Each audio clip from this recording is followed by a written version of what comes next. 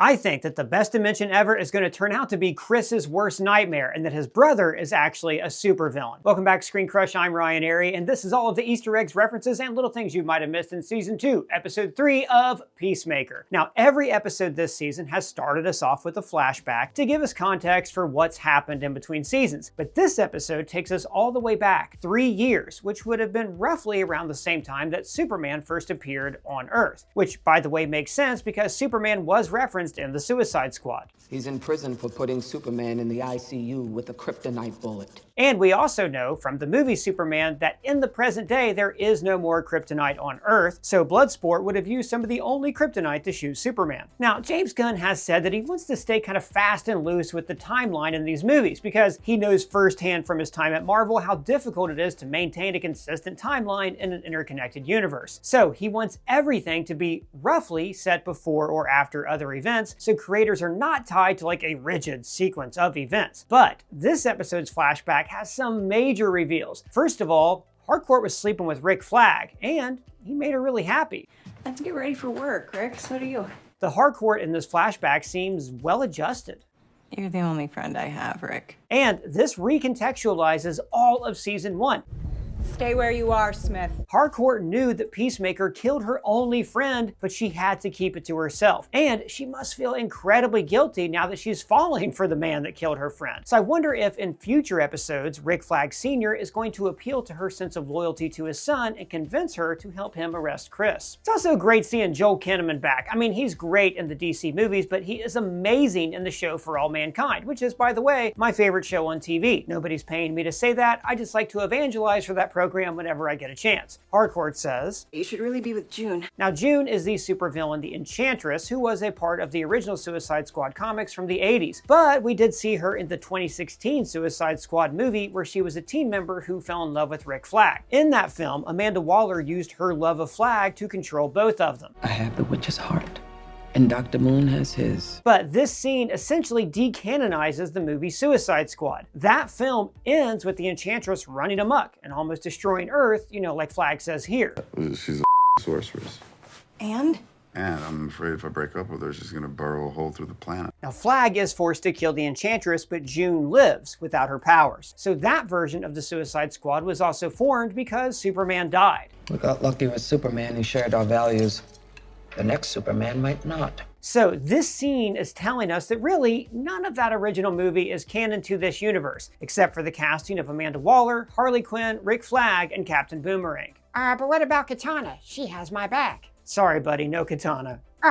Jeez. Now, like I'm going to talk about a little later, I think there's something sinister happening in this other dimension. The mural that looks like a celebration of the heroes it's creepy, and I think that the Sons of Liberty might actually know the truth about what's going on here. And I hate to say it, but I think this mirrors our own reality. A lot of the time, we just keep our heads down and focus on our daily lives, and we don't really see the larger world around us. We just take everything for granted and then accept whatever news the algorithm feeds us. And that's dangerous because the internet has been flooded with fake news, and you just don't know who to trust. Most news out there is hyped up by mainstream media sites that have a profit bias. The news that you get to see is curated by a corporation that just wants to keep you engaged and angry enough to confirm your existing bias so you'll stick around and watch their ads. And that is why, if you want to cut through the bias and hear the real news, I recommend Ground News, the sponsor of this video. Ground News is an app and website that gathers related articles from across the world into one place, but they give you the context about the source's political leaning, their reliability, and most importantly, their ownership. That means that you can see through that bias and think critically about the news you consume. For instance, here's a story about a court ruling that the Trump administration illegally froze funding to Harvard. Now, this source on the right takes care to point out that this was an Obama judge, while the source on the left uses terms like safeguarding free speech and Trump took a major blow. See, I can see how many sources reported on the story, how many of them lean left or right, and like I said, most importantly,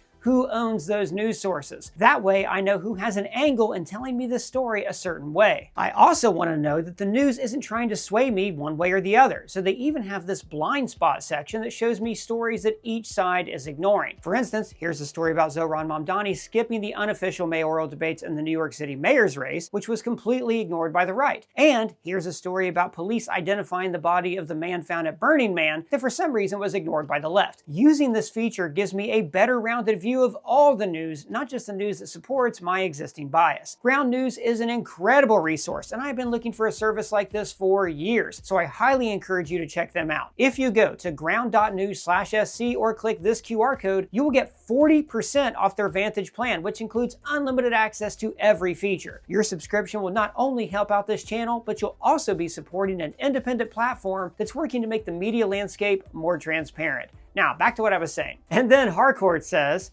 You ship out to Corto Maltese in 2 hours. which sets this entire scene right before the events of the Suicide Squad. So we get flashes of that movie, reminding everybody of how Flag died, which leads into the title, Another Rick Up My Sleeve, referencing that Joel Kinnaman's character is alive in the BDE. Recipe DE. Best dimension ever. Now, like last episode, this installment was directed by Greg Mottola, who has also directed films like Superbad, the highly underrated Confess Fletch, and several episodes of comedies like Undeclared, Arrested Development, and The Comeback. He's not really known for action, but I think he's showing off in the 2 action sequences he's directed for this show. So Chris wakes up in the BDE, and I love how everything in this universe feels just slightly off. Like in the past, we talked about differences, like how the Def Leppard poster reads "Pour some honey on me" instead of sugar, and how Hanoi Rocks is spelled with 2 X's. But later, it seems like Harcourt doesn't even know common expressions like, See what's happening? What's happening? which probably means that the 70s sitcom What's Happening never made it to air in this universe. Oh, but I love what's happening. Oh, jeez. You are having a rough day today, my friend. Now, there's also a few touches in the mansion that show just how much of a rich, privileged douche other Chris really is. For one, LED lights under his bed. Who needs that? Put your hand down, Ferb. And there's obviously the huge amounts of pills that he's keeping in his drawer, showing that he has addiction problems. But also, notice how this entire world seems tailored to him. The pattern in his bathroom is the same as the hemline on his shirt. Hell, he even pisses looking at this royal crest. Now, one of our team members, Elias, actually speaks Latin, and he told me that it reads Deu et Mondroit, which means God and my light. And that is the motto of the monarch of the United Kingdom, and that crest is modeled after this one. But the question here is, why do these all-American heroes have an English monarchy crest in their house? I think it's tied into the villains of this episode and how Chris and Keith from the BDE might actually be really bad supervillains that are plotting world domination. But I'll talk about that a little later in the video. So we also see that this Chris has terrible taste in clothes. His Versace robe is nice, but all of his shirts look like he raided Fran Fine's closet. Or, as he says, why do all my clothes look like the Kardashians' furniture, huh? Who are the Kardashians? So this really is the best dimension ever, where reality TV isn't a thing and the Kardashians are not famous. Now, we pointed this out last episode, but Chris's phone case is also patterned like one of his shirts. Chris rides something called the Peace Cycle, which is obviously a play on vehicles like the Bat Cycle or the Bat Boat. At full thrust bat speed. This is a fully tricked out Harley with missile launchers and machine guns. And notice how his Peacemaker helmet has that dove flying upwards, symbolizing that this Chris's life is on the up and up, while our Chris's dove is falling. Now, Chris does not have a Peace Cycle in the comics, but he does ride a motorcycle, which we see in Blue Beetle issue 7. The bike even has bass speakers on the sides, attracting attention to him so people can cheer him on. Peacemaker, I love you! Love you too, little man. The song playing is Break It Out by Ammo Track, and the lyrics echo Chris's arc at the beginning of the episode. Hey son, don't you ever stop dreaming, you'll get there finally. And Chris didn't stop dreaming. He could have left this reality alone after his first trip, but instead he chose to return and claim a life that is not his own. And remember, this is exactly what our Chris said he wanted after the Justice Gang audition went south. Be a real hero. Are you for real?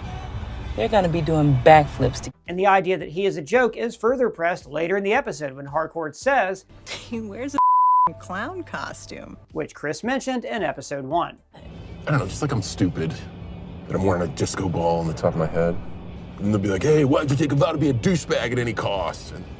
And that's really the premise of this entire series. Peacemaker is a ridiculous looking character. His helmet is silly and he looks like a dumbass. But under that silly helmet is a lot of pain and trauma that James Gunn saw the potential to mine in this series. But back in our dimension, Leota and the 11th Street Kids have hangovers from their Bud Light filled party. And man, did you guys notice how much of that delicious Bud Light is laying around? Adrian presses them to quiz him about spiders, just like he wanted John to ask him about owls in episode 1. Quiz me.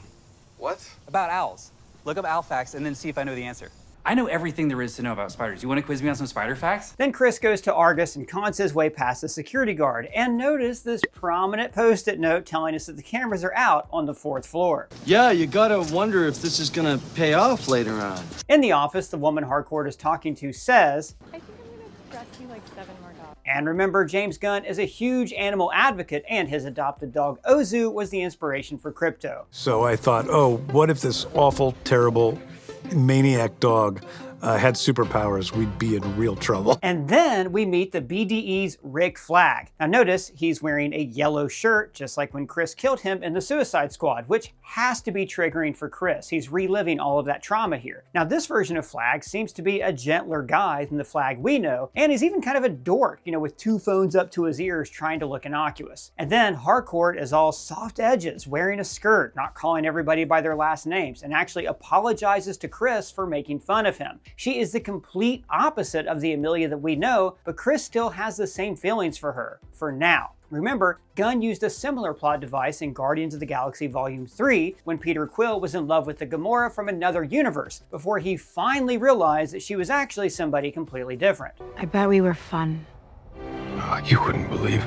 Which reminds me, guys, we are doing one last live show in New York during New York Comic Con on October 10th at City Winery. Now this is totally different from the last New York show that we did. We have exclusive breakdowns, live guests, we do it once, and then it's done. I love getting to meet you guys face to face, and I cannot wait to see you in person and nerd out together. The link for tickets is below. Then we go back to the regular dimension, which seems to be a lot less saturated than the best dimension, which was filled with vibrant colors. Now the show Fringe used a similar coloring effect, showing separate universes with 2 different color hues, red and blue. Adrian is getting basic spider facts wrong and says, Right, I forgot about Martian's one big eye. Now, this could be a reference to the newest design of Martian Manhunter in the comic book Absolute Martian Manhunter, where he is depicted with a single red eye. Wait, what's a Martian Manhunter? So, the Martian Manhunter is a founding member of the Justice League and a fantastic character. He briefly appeared in live action at the ending of the Snyder Cut, and he was an important part of the show Supergirl, so we are definitely going to see him at some point in the DCU. And I bring this up because this is actually the 3rd mention of Martians in this franchise. In Superman, we heard it here. Your obsession with me is getting a little creepy.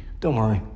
Tall, dark, and Martian isn't my type. But we also saw Choco Cookies, Martian Manhunter's favorite, and Gunn confirmed in a post that these mentions were there to foreshadow the arrival of Jean-Jeans joining this franchise. So Bordeaux calls Economos about Eagly, which basically tips Adrian off that there's something up with him that I'm sure is going to come back up in a future episode. And then Fleury calls Eagly a meta duck. And this sort of exists in the comics, where we've seen characters like Lobo the Duck and Rubber Duck. As Millia and Chris walk along, the song playing is Dreamer by the late great Ozzy Osbourne. Now the song is about someone dreaming of better days and thus missing out on the life they actually have. It's exactly what Chris is going through. He's so busy enjoying this dream world that he's leaving all that he knows and the people that he cares about behind. Because everything in this new dimension is new, as symbolized by this fluffy golden retriever puppy who's a good boy. He's a good boy. You know, Doug, actually, have you ever thought maybe we should get a puppy? Absolutely not. Understood. In the background, we see lots of stores. There's West End Wax Records, which is a popular record store from St. Louis, where James Gunn is from. We also see a Jitters coffee, the change from the comics that we've seen appear a few times in the DCU, and several stores that are plays on words, just like the episode titles. There's the Fairy Tales Pet Place, Polyester Sacks, and a Hair and Now. And then poor Jerry trips and falls. Now notice when you play this frame by frame, you can actually see his blood and guts explode upward first, followed by the explosion. That is a really nice attention to detail by the visual effects team. So Jerry was likely named after Jerry Ordway, who created this group, the Sons of Liberty, in the comics. Now in the comics, the Sons of Liberty are a paramilitary group whose main goal is to overthrow the current American government and bring it back to the core principles of the Constitution and restoring what they call American values. Now they first appeared in Superman 52 back in 1991 when they planned to overthrow the government only to be stopped by the Man of Steel. But I think that there is a lot more to this group and to this kid who was crying that I'll talk about toward the end of the video. Then they stormed the DMV, notice the take a number machine here, and take hostages. And Chris finally gets a chance to kick ass and show why he would have been an asset to the Justice Gang. He climbs up this billboard for the Mighty Crabjoys, remember, Clark's favorite band, and we saw their poster in his bedroom. But first, he runs into a pet store owner who's trying to save the animals. So again, I think we're seeing James Gunn's animal rights activism at work, but I also think this is likely inspired by Pee Wee Herman saving animals in a pet store fire in Pee-wee's Big Adventure. And that in turn would have been the inspiration for Rocket saving the animals from the High Evolutionary in Guardians of the Galaxy 3. So then Chris goes in Die Hard style, taking out the terrorists one at a time. He lays down broken glass to alert him when one of them is close, and then we see his skills as an expert marksman come into play, just like Amanda Waller foreshadowed. In his hands, anything is a deadly weapon. Now I love the little details here, like how the suns are held up in a driver's ed classroom where you can see the instructions on the whiteboard. This one, for instance, is explaining how when you run a red light, you can get people killed. But my favorite moment of the fight is when Chris leaps over the copier to drop kick this guy into the wall. Now this entire sequence actually plays a lot like Eagly's takedown of the Argus crew last episode, so you can imagine how much of a badass team Eagly and Chris would be when they're actually fighting at the same time. Now, I love this detail. Notice that the detonator is simple with just two buttons, like one thumbs up, one thumbs down. As we saw in Gunn's Guardians 2, you don't want to make a detonator too complicated. Which button is the button you're supposed to push? Point to it.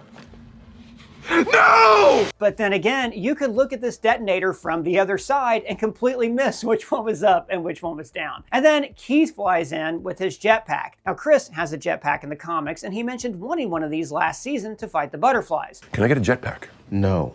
How the f am I supposed to fight a Mothra without a jetpack? It's not a Mothra. But this moment gave me a huge clue that something is not right with this universe. Keith smashes into the helicopter with no regard for any civilians' lives down below. That to me says that he's less of a superhero and more of a supervillain. And we also see this Red Lion pub. Now this could be a reference to the novel Animal Farm. The Red Lion is a pub in town that the farmer goes to drink at after the animals overthrow him and take over the farm. But it's also the pub where eventually the pigs make deals with the men. And one of the final lines of the novel says that the windows of the pub made it impossible to tell who was pig and who was a man. And I think we're seeing something similar here. The terrific trio, Chris, Keith, and their dad, could actually be the villains in this universe. But like I said, more on that in just a second. First, let's finish the breakdown. The Argus team is taken to St. Ambrose Hospital, which is the same name of the hospital that Meredith Quill was taken to in Gunn's other project, Guardians of the Galaxy. And then we meet Michael Rooker as Eagle Hunter Red St. Wild. Now Rooker has appeared in almost every James Gunn movie.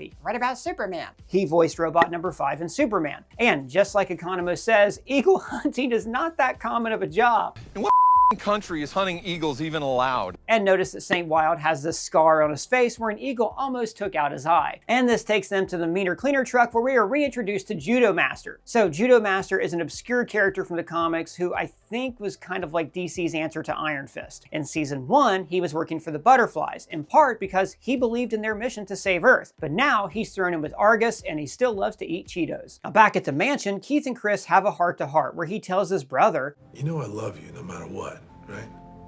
And this one sentence means the world to Chris. He has blamed himself for his brother's death for his whole life. So hearing his brother essentially forgive him for that crime is what for him makes this the best dimension ever. Although I do wonder if this means that Rick Flag Sr. will at one point enter this dimension. And if so, will he meet his son and get the same catharsis that Peacemaker has now found with Keith? All right, so let's talk theories and about why this other dimension is even more scary than it seems. In an interview with comicbook.com, David Denham revealed that his character's name is Captain Triumph, after the Golden Age superhero from the comics. Now, in the comics, Captain Triumph was a World War II hero who was very close with his twin brother. During a freak accident, his brother dies, and the spirit of his twin goes into Triumph's body, giving him superpowers anytime he touches his birthmark. Now, when Denham asked Gunn about this comic's past and its relationship to Peacemaker, Gunn confirmed that this was a whole new version of the character for the show, only taking the mantle from the comics. Now, this brings us to our theory. Remember, in the regular dimension, Chris's dad was not a hero. He was a racist, clan-leading supervillain called the White Dragon. And did you notice that in this other dimension, there are no black or brown people at all? It's just all white people. Well, I missed that because I don't really see the world through that lens. Well, you are literally colorblind, but how about that kid crying when he saw Peacemaker?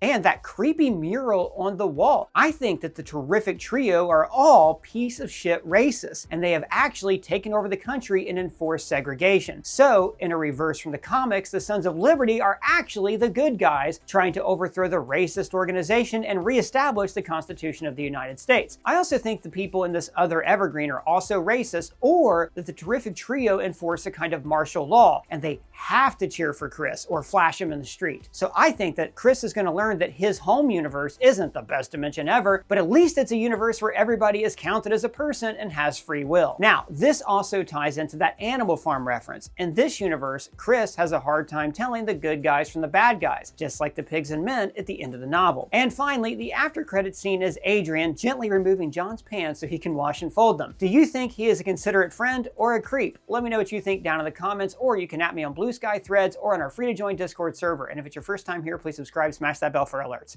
For ScreenCrush, I'm Ryan Airy.